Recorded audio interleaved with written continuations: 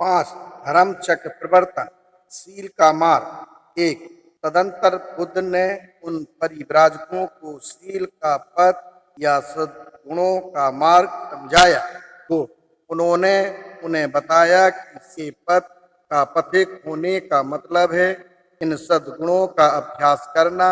1 seal, 2 दान, 3 उपेक्षा, 4 नैष्क्रम्य, 5वां वीर, 6वां शांति, 7वां सत्य, 8वां अधिष्ठान, 9वां करुणा और 10वां मैत्री। 3 उन परिव्राजकों ने बुद्ध से इन सद्गुणों का यथार्थ अर्थ समझना चाहा।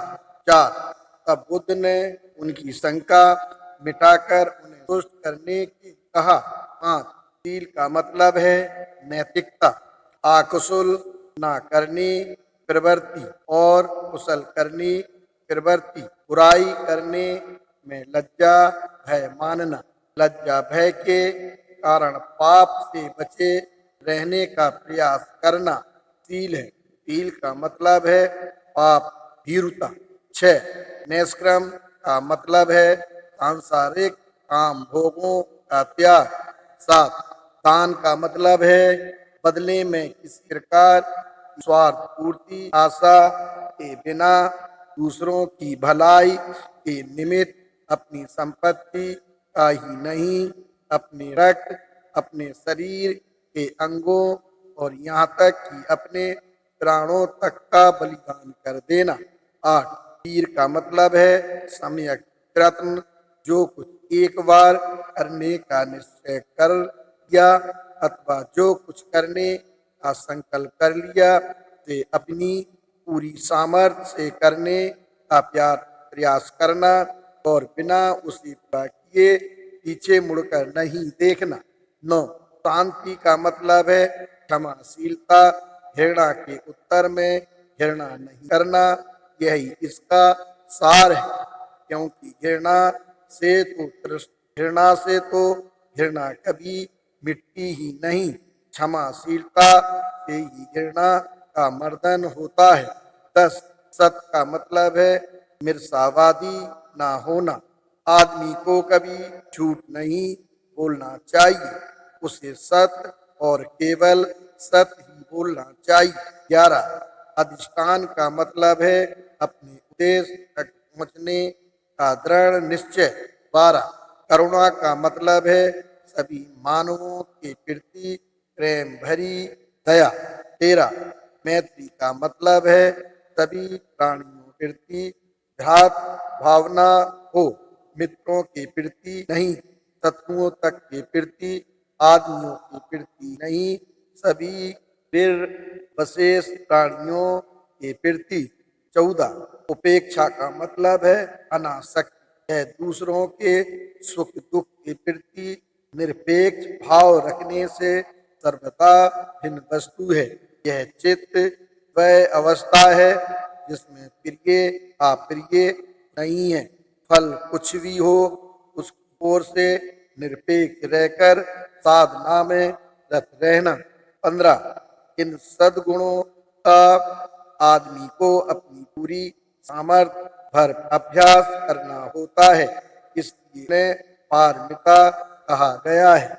6 धर्म चक्र प्रवर्तन। 1 अपने धर्म का उपदेश कर और उसकी सम्यक व्याख्या करके बुद्ध ने परिव्राजकों से प्रश्न किया। 2 क्या आदमी के चरित्र की पवित्रता की संसार की भलाई आधार शिला नहीं है? उनका उत्तर था हाँ, यह ऐसा ही है।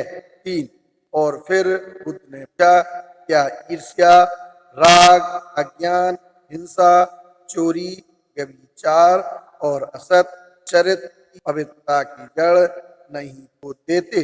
क्या व्यक्तिगत पवित्रता के लिए यह आवश्यक नहीं है आदमी में इतना चारित्रिक बल हो कि वह इस प्रकार की बुराइयों के बस में ना आ सके? यदि किसी आदमी में व्यक्तिगत पवित्रता ही नहीं है तो वह जन कल्याण कैसे कर सकता है? उनका उत्तर था हाँ, यह ऐसा ही है। 4 और आदमी दूसरों को अपना गुलाम बनाना, दूसरों को अपने बस में रखना चाहते हैं। आदमी दूसरों के सुख दुख की ओर से उदासीन क्यों है? क्या यह इसलिए नहीं है कि एक आदमी के प्रति योग्य व्यवहार नहीं करता? ये उनका उत्तर था, हाँ यह ऐसा ही है। 5 तो क्या अष्टांग मार्ग का अनुसरण सम्यक दृष्टि, सम्यक संकल्प, सम्यक वाणी, सम्यक आजीविका, सम्यक कर्मांत, व्यायाम, सम्यक स्मृति, सम्यक समाधि, संक्षेप में साधर्म के अनुसार ज्ञापन, यदि प्रत्येक उस पथ पर चले, उस सारी अमानवता का, उस सारे अन्याय का तो एक आदमी के प्रति करता है, अंत नहीं कर देगा। उनका उत्तर था, हाँ यह ऐसा ही है। 6 अब शील या सद्गुणों का उल्लेख करते हुए कहा, क्या अभाव ग्रस्तों का अभाव दूर करने के, क्या दरिद्रता दूर करने के और सामान जन कल्याण करने के दान आवश्यक नहीं है? क्या जहाँ कष्ट है, जहाँ दरिद्रता है, उधर ध्यान देकर करने के लिए करुणा की आवश्यकता नहीं है? क्या निस्वार्थ भाव से काम करने के लिए काम भाव की आवश्यकता नहीं है? क्या व्यक्तिगत लाभ न होने पर भी सतत प्रयत्न में लगे रहने के लिए शिक्षा की आवश्यकता नहीं है? 7 क्या आदमी से प्रेम करना आवश्यक नहीं है? उनका उत्तर था, हाँ। 8 मैं एक कदम आगे बढ़कर कहता हूँ, प्रेम करना पर्याप्त नहीं है। जिस चीज की आवश्यकता है वह मैत्री है। प्रेम की अपेक्षा इसका क्षेत्र व्यापक है। इसका मतलब है न केवल आदमियों के प्रति मैत्री, बल्कि प्राणी मात्र के प्रति मैत्री है। आदमियों में ही नहीं है, क्या ऐसी मैत्री अपेक्षित नहीं है? इसके अतिरिक्त कौन सी है जो सभी आदमियों को वह सुख प्रदान कर सके? सुख आदमी अपने लिए चाहता है। आदमी का चित्त पक्षपात रहित रहे, सभी के लिए खुला, सभी के लिए प्रेम और घृणा किसी से भी नहीं।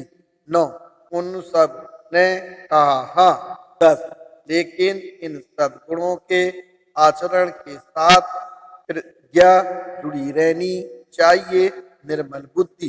11 क्या प्रज्ञा आवश्यक नहीं है? परिव्राजक मौन रहे, मैं अपने प्रश्न का उत्तर देने के लिए मजबूर करने की दृष्टि से तथागत ने अपना कथन जारी रखा। उन्होंने कहा, भला आदमी हम उसको कहेंगे जो कोई बुरा काम ना करे, बुरी बात ना सोचे, बुरे तरीके से अपनी जीविका ना कमाए और मुंह से कोई ऐसी बात निकाले किसी की हानि हो अथवा किसी को कष्ट पहुंचे? परिव्राजक बोले, हाँ यह ऐसा ही है। 12 लेकिन क्या सत्कर्म भी एक अंधे भांति किए जाने चाहिए? मैं कहता हूँ कि नहीं, यह पर्याप्त नहीं है। यदि यह पर्याप्त होता तो हम एक छोटे बच्चे के बारे में कह सकते कि वह हमेशा भला ही भला है, क्योंकि अभी एक छोटा बच्चा यह भी नहीं जानता कि शरीर क्या होता है। वह लात चलाते रहने के अतिरिक्त और शरीर से कर ही क्या सकता है। वह यह भी नहीं जानता कि वाणी क्या है। वह चिल्लाने के अतिरिक्त और उससे कोई बुरी बात कर ही क्या सकता है। वह यह भी नहीं जानता प्यार क्या होता है। वह ज्यादा से ज्यादा प्रसन्नता के मारे कारी भर मार सकता है। वह यह नहीं जानता कि जीविकार्जन क्या होता है। वह किसी बुरे तरीके से अपनी जीविका क्या कमा सकता है। वह अपनी माँ की छाती से दूध पीने के अतिरिक्त और कुछ जानता ही नहीं।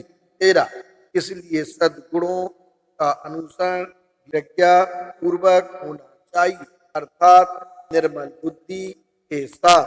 14 एक और कारण भी है जिसकी वजह से प्रज्ञा पारमिता अधिक महत्वपूर्ण और इतनी अधिक आवश्यक है। दान तो होना ही चाहिए, किंतु बिना प्रज्ञा के दान का भी दुष्परिणाम हो सकता है। करुणा तो होनी ही चाहिए, किंतु बिना प्रज्ञा के करुणा भी बुराई मर्तक बन जाती है। सभी दूसरी पारमिताएं प्रज्ञा पारमिता कसौटी पर खरी उतरनी चाहिए। निर्मल बुद्धि का ही दूसरा नाम प्रज्ञा पारमिता है। 15 मेरी स्थापना है कि आदमी को आकुशल कर्म का ज्ञान होना चाहिए।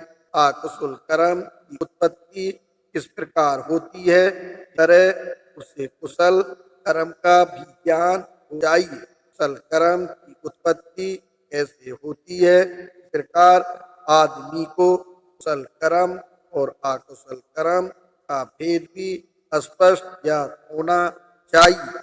इस प्रकार के ज्ञान के बिना चाहे कर्म विशेष अपने में कुशल कर्म ही क्यों ना हो, चाहे शुभ कर्म अपने में शुभ कर्म ही क्यों ना हो, तब भी यथार्थ कुशल भाव या यथार्थ शुभ भाव नहीं है। इसलिए कहता हूँ कि प्रज्ञा एक आवश्यक सद्गुण है। 16 तब बुद्ध ने परिव्राजकों को इस प्रकार की प्रेरणा देते हुए अपना प्रवचन समाप्त किया। 17 हो सकता है मेरे धर्म को निराशावादी धर्म समझ बैठो, क्योंकि मैं आदमियों का ध्यान मानव जाति के दुख की ओर आकर्षित करता हूँ। मेरे धर्म के बारे में ऐसी धारणा बनाना गलती होगी। 18 निसंदेह मेरा धर्म दुख के अस्तित्व को स्वीकार करता है, किंतु यह जोर सुख के दूर करने पर भी देता है। 19 मेरे धर्म में दोनों बातें हैं, इसमें मानव जीवन का उद्देश्य भी निहित है और यह अपने में आशा का संदेश भी है। 20 इसका उद्देश्य है अविद्या का नाश, का मतलब है दुख के अस्तित्व के संबंध में अज्ञान का नाश। 21 यह आशा का संदेश भी है, क्योंकि यह दुख के नाश का मार्ग बताता है। 22 क्या तुम इस सबसे सहमत हो या नहीं? परिव्राजकों का उत्तर था हाँ। 7 परिव्राजकों की धर्म दीक्षा। 1 उन 5 परिव्राजकों ने यह तुरंत देख लिया, यह वास्तव में एक नया धर्म है। जीवन की समस्या के प्रति इस नए दृष्टिकोण से वे इतने अधिक प्रभावित हुए कि सभी एक साथ कहने लगे, संसार के इतिहास में इससे पहले धर्म के संस्थापक ने कभी यह शिक्षा नहीं दी। दुनिया के दुख की विकृति ही धर्म का वास्तविक आधार है। तो संसार के इतिहास में के पहले कभी किसी भी धर्म के संस्थापक ने यह शिक्षा नहीं दी। दुनिया के इस दुख को दूर करना ही धर्म का वास्तविक उद्देश्य है। 3 संसार के इतिहास में से पहले किसी ने भी कभी मुक्ता ऐसा मार्ग नहीं सुझाया था जो इतना सरल हो, जो मिथ्या विश्वास और अपौरुष से शक्तियों मध्यस्थता से इतना मुक्त हो, जो इतना स्वतंत्र ही नहीं बल्कि जो किसी आत्मा या परमात्मा के विश्वास का इतना विरोधी हो और जो लाभ के लिए मरणोत्तर जीवन में विश्वास रखना या न रखना बार ना मानता हो। 4 संसार के इतिहास में इससे पहले ने भी कभी ऐसे धर्म की स्थापना नहीं की जिसका इल्हाम या ईश्वर वचन से किसी भी तरह का कुछ भी संबंध ना हो और जिसके अनुशासन आदमी की सामाजिक आवश्यकताओं के अध्ययन के परिणाम हो और जो किसी ईश्वर आशाएं ईश्वर की आज्ञाएं न हो। 5. संसार के इतिहास में इससे पहले किसी ने भी कभी मोक्ष का यह अर्थ नहीं किया कि वह एक ऐसा सुख है कि आदमी धर्मानुसार जीवन व्यतीत करने से अपने ही प्रयत्न द्वारा यही इसी पृथ्वी पर प्राप्त कर सकता है। 6.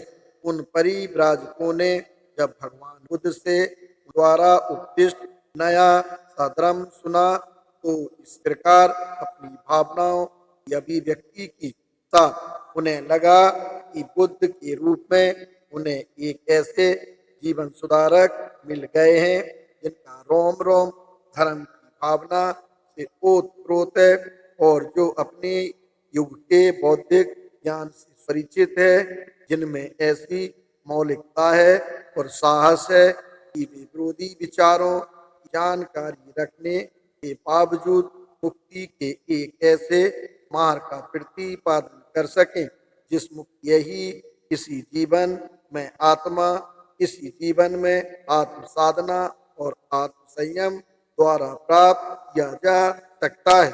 8. बुद्ध के लिए उन मन में ऐसी असीम श्रद्धा उत्पन्न हुई, उन्होंने उनके प्रति तुरंत आत्मसमर्पण कर दिया और प्रार्थना की कि बुद्ध उन्हें अपना शिष्य बना ले। 9. बुद्ध ने उन्हें यही भिक्षने भिक्षु आओ कहकर भिक्षु संघ में दीक्षित कर लिया। वे पंच वर्गीय भिक्षु नाम से प्रसिद्ध हुए।